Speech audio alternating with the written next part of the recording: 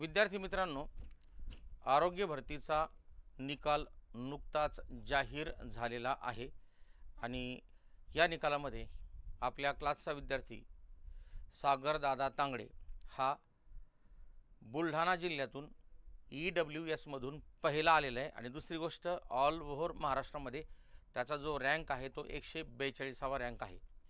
आता मी इथून पुढे तुम्हाला पुरं पागल करून सोडणार आहे, कारण कोणी काही थोडं सिलेक्ट झालं का लगेच गोण्याने अंगावर गुलाल ओततात, भरपूर काय काय नाटकं करतात, ते ढोल ताशे लावतात। तसं काही मी अजून 2-4 पोरं गोळा करतो, मग मी तसं करणार आहे।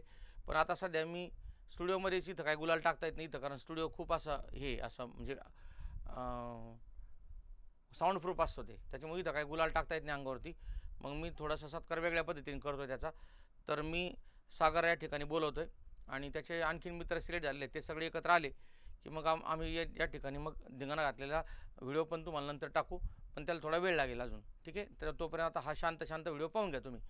तर सागरचं मी कौतुक करतो, कारण खेडेगावातून वडूद तांगडा या गावातून तो आलेला आहे आणि सगळ्यात महत्त्वाची गोष्ट, तो गेल्या 1.5 वर्षांपासून माझ्या संपर्कात आहे। इथंच रीडिंग रूमला होता तो आणि सातत्य होतं। एक रिझल्ट त्याच्या आयुष्यातला पहिला आलेला आहे, भविष्यात आणखी सुद्धा रिझल्ट येतील त्याचे। तर मी त्याला क्लासच्या वतीनं आणि आपल्या सर्वांच्या वतीनं खूप खूप शुभेच्छा देतो आणि सगळ्यात महत्त्वाची गोष्ट, त्याचा यथोचित सत्कार करतो। ये तिकडे बघ, थोडं आताच नाही, अजून फोटो नंतर काढतो, आधी मला हार घालून घेऊ देईन त्याला। ते लग्नातल्यासारखं मानावाकडे तिकडे नाही करायचे बरं का, फक्त हां ठीक आहे। आणि थांब ना, पुष्पगुच्छ देऊन नंतर फोटो काढणार दादा। हां हां, आमचा चांगला फोटो काढत एक। आणि संध्याकाळी मी 9 वाजता लाईव्ह येतोय पोलीस भरतीसाठी। सगळ्यांनी लाईव्ह यायचं आणि चॅनल सबस्क्राईब पण करायचं आणि काय म्हणतो आपण त्याला, घंटीचं बटन पण दाबायचं आणि लाईक पण करायचं आणि कमेंट पण करायची। आता मी तुमच्या समोरच रिझल्ट दाखवला आहे। आता मी दादाला विनंती करतो, नाही सागरला विनंती करतो की त्याने त्याचे 2 शब्द या ठिकाणी सांगावेत, अभ्यास कसा केला वगैरे काय काय। आता पोरग सिलेक्ट झाल्यानंतर त्याने सांगायलाच पाहिजे ना आपलं कौतुक काय काय ते, तो त्याच्या तोंडानेच सांगेल। आता चला ये, आता सांगा आमच्या विद्यार्थ्याला काय काय कसं कसं अभ्यास केला ते। मी मागील 5-6 वर्षाहून तयारी करत होतो आणि मागं काही मेन्स दिल्या, PSI मेन्स दिली, पुन्हा गटकाची मेन्स दिलेली आहे, परंतु त्याचा अजून रिझल्ट, गटकाचा रिझल्ट बाकी आहे। आता बरेच दिवसांहून तयारी करत असताना एक रिझल्ट हा छोटा असो या मोठा असो, तो आपल्या आयुष्यातला पहिला रिझल्ट असल्यामुळं मला या ठिकाणी थोडा म्हणजे ठीक वाटतं आहे, चांगलं वाटतं आहे की आपण काहीतरी केल्याचं समाधान आहे। आणि तसंच अजून ही तयारी मी म्हणजे व्यवस्थित करतो आहे किंवा पुढंही करत राहीन, परंतु इतक्या दिवसाहून आपण केलेला प्रयत्न, हे मेहनत आहे, त्याचं कुठंतरी आपल्याला थोडंसं सार्थकी लागल्यासारखं वाटतं। आणि विशेष म्हणजे आपले आईवडील, माझ्या आईवडिलांनी जे मला सपोर्ट केला, भाऊ वहिनी, तर त्यांचं मी विशेष म्हणजे त्यांना एक हे करतो की त्यांनी दिलेला सपोर्ट आज माझ्यासाठी खूप मोठा पाठिंबा होता आणि त्याच्याच बळावर मी हळूहळू पुढे चाललो आहे किंवा अजूनही मी तयारी करून हळूहळू पुढे जाण्याचा प्रयत्न करतो आहे। आणि त्याच ठिकाणी जवळजवळ मी 1.5 ते 2 वर्षापासून सरांच्या अभ्यासिकेमध्ये तयारी करतो आहे।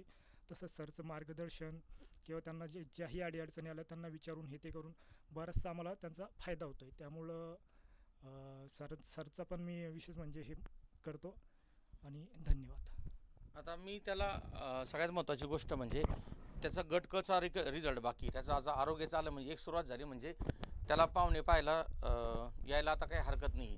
तर गटकचा निकाल आल्यानंतर मग आणखीन त्याची रेंज वाढेल, त्याच्यानंतर आणखीन मोठे पाहुणे येतील त्याला पाहायला, परंतु आता तो लग्नासाठी लायक झाला असं त्याला म्हणायला काही हरकत नाही।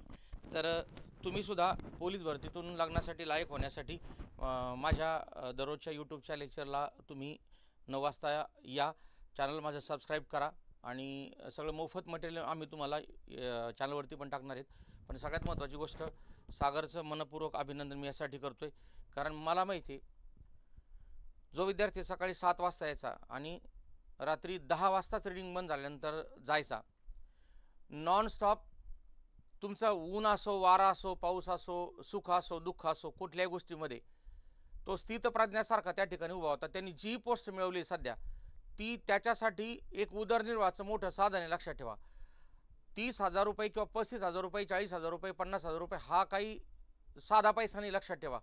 आणि हे तुमच्या घामाचे पैसे, तुम्ही काही इथं कुठं इलिगल मार्गाने पैसे नाही, स्वतःचे कष्टाचे पैसे, आणि ते पण तुम्ही स्वतःच्या पायावरती उभे राहिलेत.